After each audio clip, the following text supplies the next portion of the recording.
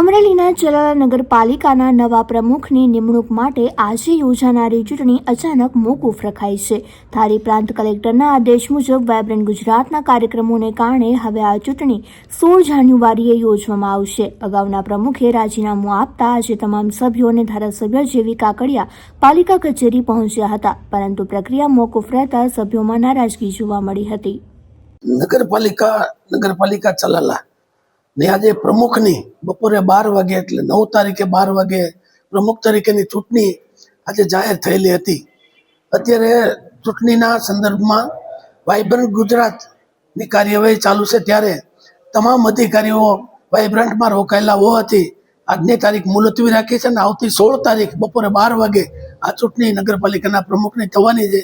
માનનીય કલેક્ટર સાહેબે જાહેર કર્યું છે અને આજે લોકોને બધા નગરપાલિકાના તમામ સભ્યોને જાણ કરી આવતી 16 તારીખે 12 વાગે ત્યાં નગરપાલિકા હાજર રહેવું અને પ્રમુખ તરીકેની ચૂંટણી થવાની છે.